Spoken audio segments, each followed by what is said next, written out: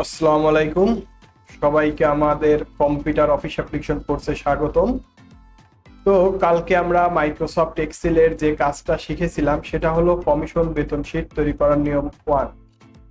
তো আজকে আমরা যে কাজটা করব সেটা হলো কমিশন বেতন শীট তৈরি করার নিয়ম 2। ঠিক আছে, তো যাই হোক, এই শর্টটুকু আমি জাস্ট কপি করে নেব, কারণ আমার কাজের সুবিধার জন্য আমি পুরা শর্টটাকে সিলেক্ট করে কপি করলাম। কপি, তারপরে এখানে আমি নতুন একটা শীট নিয়ে নেব, অর্থাৎ শীট 12তে একটা ক্লিক দিলাম, এখানে এসে পেস্ট করে দেব আমার শীটটা, তাহলে এখানে চলে আসবে।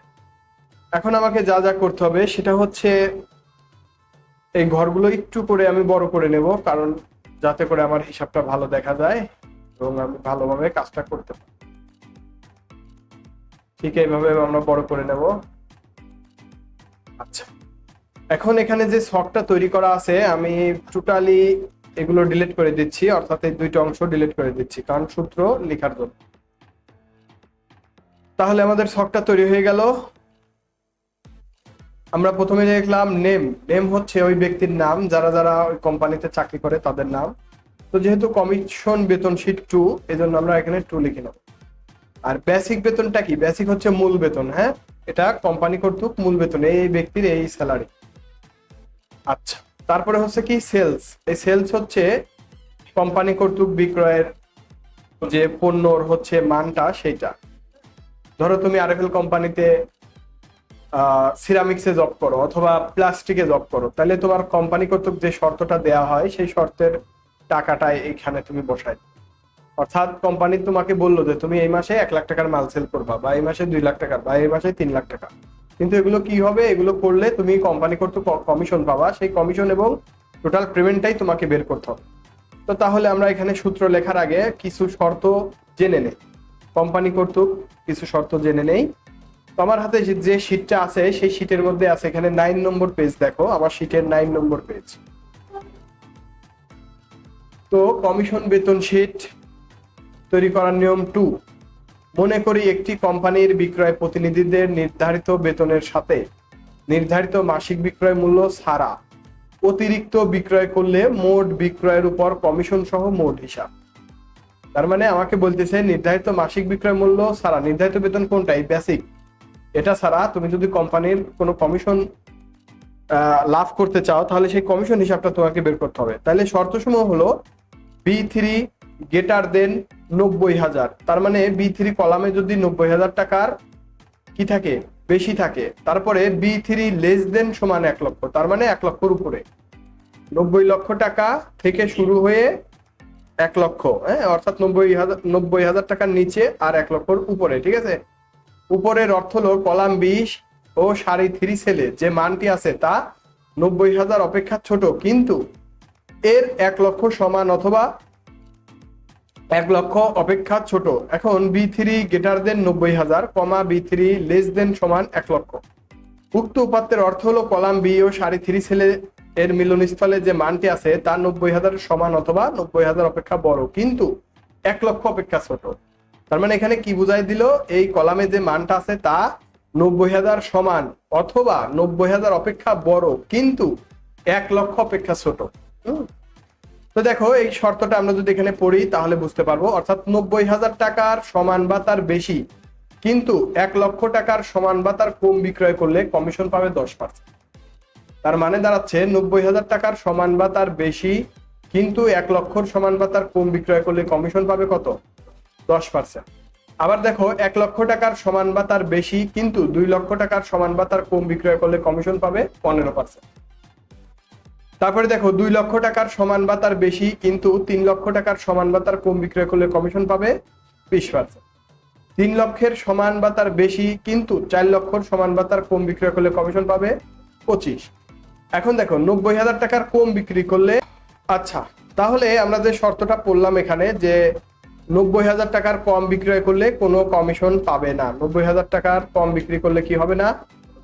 কোনো কমিশন পাবে না। তাহলে দেখো বেসিক এবং কমিশন যোগ করতে হবে। তাহলে আমাকে কি করতে হবে? বেসিক এবং কমিশন, এই বেসিক আর কমিশন যোগ করলেই কিন্তু আমরা টোটাল পেমেন্টটা পেয়ে যাব। হ্যাঁ, তো দেখো আমরা সূত্রটা কিভাবে লিখি, তাহলে অপোজিট পেজে চলে যাই আর এখানে গিয়ে আমরা 10 নম্বর পেজে উপরে যে সূত্রটুকু আছে সেটা হচ্ছে D3 সেলে, ডি হচ্ছে এটা কলাম আর এটা হচ্ছে র, আর এই সেলের নাম হচ্ছে D3, তাই না? তো D3 সেলে কি আলামিন বোঝা যাচ্ছে? ইকুয়াল দিলাম, তারপরে দেখো ইকুয়াল দিলাম, হ্যাঁ কোনো গাণিতিক যুক্তি গাণিতিক হিসাব করার সময় অবশ্যই কি দেবো, ইকুয়াল দেবো, ঠিক আছে? তো ইকুয়াল দিলাম, তারপরে হচ্ছে ইফ মানে হলো যদি, অর্থাৎ প্রথমে কোনো গাণিতিক যুক্তি করার সময় কিন্তু ইকুয়াল দিতে হবে। কি দিতে হবে? ইকুয়াল দেওয়ার পরে আমি ইফ লিখবো, তারপরে ফার্স্ট ব্র্যাকেট এন্ড লিখবো। এন্ডটা কেন লিখতেছি তাও বলে দেবো একটু পরে। তো দেখো ব্র্যাকেট দিয়ে এটার নাম কি, এটার নাম সি না, এটার নাম কি C3 না, C3 নেব আমরা, C3। তারপরে এটা কি দিলাম বলো তো, গ্রেটার দেন ইকুয়াল, তারপরে সমান কত দিলাম আমি, 90,000। ক্লিয়ার? এতটুকু কে বুঝতে পারলে বলো? অর্থাৎ এই কলামের মধ্যে যদি C3 কলামের মধ্যে যদি 90,000-এর সমান অথবা কম থাকে, সরি সমান অথবা বেশি থাকে, যেহেতু গ্রেটার দেন তার মানে সমান অথবা বেশি থাকে। এখন কমা, কমা দেওয়ার পরে দেখো আমি আবার কি দেই, C3 লেস দেন সমান 1 লক্ষ, 1 লক্ষ। ক্লিয়ার? দেখো আমি যদি এখন ব্র্যাকেট দেই তারপরে কমা দিই, এই এতটুকু বুঝতে পারছো? দেখো এই ইফ এর শর্তটা কি, ইফ এর শর্ত হচ্ছে এতটুকু, তাই না? আর এন্ড এর শর্ত কি, এন্ড এর শর্ত হচ্ছে এতটুকু। ক্লিয়ার? এন্ড এর শর্তটুকু এতটুকু, এটুকু হচ্ছে এন্ড এর কাজ। তার মানে সূত্র এখানে কিন্তু দুইটা বসছে, ইফ এর একটা, এন্ড এর একটা। বোঝা গেল? মানে এটা থেকে এটা, এটা বোঝানোর জন্যই কিন্তু এন্ড, কারণ সজীব থেকে আলামিন বোন, এটা যদি বোঝাতে যায় তাহলে কিন্তু তোমাকে এই সূত্রটা এইভাবে দিতে। তাহলে এই কমা পর্যন্ত বুঝতে পারছো কিনা? যদি বুঝে থাকো তাহলে দেখো এখন আরেকটা কাজ করতে হবে, সেটা হচ্ছে যে C3 গুণন 10%। তো 10%, এখন আমি নিব C3 গুণন 10%, এই হয়ে গেল। এখন আমি কমা দিয়ে আটকা দিলাম। এতটুকু বুঝতে পারছো? কেন আমি সেলস এর উপরে কি দেবো, কমিশন দেবো না? এটা হচ্ছে এই সেলস এর উপরে কমিশন দেওয়ার জন্য এতটুকু লিখতে হবে। এখন 1 2 3 4 আরো তো 4 জন ব্যক্তি আছে, সেক্ষেত্রে কি করব, এই ইফ পর্যন্ত কপি করে, এই ইফ পর্যন্ত কপি করে আমরা এখানে পেস্ট করব। 1 2 3, ঠিক আছে? 3 4, 4টা লাগবে যেহেতু। এখন দেখো বাদ বাকি যে কাজটা সেটা হচ্ছে আমার এই টাকার অঙ্কটা কিন্তু চেঞ্জ করতে হবে। কি করতে হবে? টাকার অঙ্ক চেঞ্জ করতে হবে। এখন যদি এখানে আমি 1 লক্ষ দিই তাহলে দেখো কি ঘটে। হ্যাঁ, 1 লক্ষ টাকার কি দিলাম, 1 লক্ষ টাকার বেশি বা সমান, তাই না? যদি হয় তাহলে আমি এখানে কি দেবো, দেখো এখানে আমাকে 2 লক্ষ দিতে হবে। ক্লিয়ার? আর পার্সেন্টটা কিন্তু বাড়ায় দিতে হবে, যে 15%। বুঝতেছো তো? তারপরেরটা কি আছে, তারপরেরটা দেখো যে এখানে যদি আমি 2 লক্ষ দেই, 2 অর্থাৎ 2 লক্ষ থেকে কত দেব, 3 লক্ষ দিলাম, তাহলে তার পার্সেন্ট কত দিব, 20। বোঝা যাচ্ছে না অঙ্ক? আচ্ছা, তারপরে দেখো এখানে কত দেব বলো তো, এখানে কত দেব ভালো করে বলো। 3 লক্ষ, 3 লক্ষ থেকে আমি দেব 2 লক্ষ থেকে 3 লক্ষ দিয়েছি, তারপরে হচ্ছে 3 লক্ষ থেকে আমাকে দিতে হবে হচ্ছে 3 লক্ষ থেকে 4 লক্ষ দিতে হবে। 3 লক্ষ থেকে 4 লক্ষ যদি হয় তাহলে কত হয় দেখো, 3 লক্ষ থেকে 4 লক্ষ হলে কত পার্সেন্ট দেওয়া যায়, 25% দিলাম, 25%। আর একটা সূত্র আমার বেশি হয়ে গেছে, আমি এটা বাদ দিয়ে দিচ্ছি। কিংবা যদি আমি দিয়ে দিতে চাই, এখানে যেহেতু আমার 5 লক্ষ আছে সেহেতু আমি আরেকটা দিয়ে দিতে পারি। অর্থাৎ 4 লক্ষ থেকে শুরু করে যদি 5 লক্ষ হয়, হ্যাঁ 5 লক্ষ হয় তাহলে কি পার্সেন্ট কত দিব, 30 বা 30 দেওয়া যায়। তো লাস্টে কমাটুকু উঠাই দিয়ে যতক্ষণ কালো ব্র্যাকেট না আসে ততক্ষণ ব্র্যাকেট দিতেই থাকে। কি বোঝা যাচ্ছে?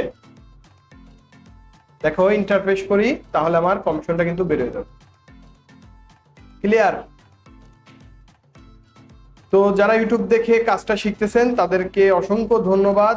আমার চ্যানেলটি সাবস্ক্রাইব করে পাশে থাকবেন। আর সূত্রগুলো বোঝা না গেলে আমি এরকম যখন ডাবল ক্লিক করি তখন এটাকে স্ক্রিনশট দিয়ে রাখবেন, তাহলে বুঝতে পারবেন। সবাইকে ধন্যবাদ। তো তারপরে দেখো আমরা কি করব, টোটাল পেমেন্টটা, তো টোটাল পেমেন্ট আমরা প্লেন যদি যোগ করে দেই তাহলে হয়ে যাবে। তাহলে কি বেসিক যোগ বেসিক যোগ কমিশন, এই দুইটাই তো তোমার, তাই না? তাহলে তোমার দেখো স্যালারিটা হয়ে গেছে, দেখছো? তাহলে এই মাসে তুমি অনেক টাকা পেয়ে গেছো বেতন। কালকে কি যেন বললে যে অল্প কেন অল্প কেন, আজকে দেখো বেশি করে দিতেছে। তো ক্লাসটা কেমন লাগলো সবাই কমেন্টে জানাও, আর তোমরাও বলো কেমন লাগলো, বলো। তো ঠিক আছে, আজকের ক্লাস এই পর্যন্তই, সবাইকে ধন্যবাদ।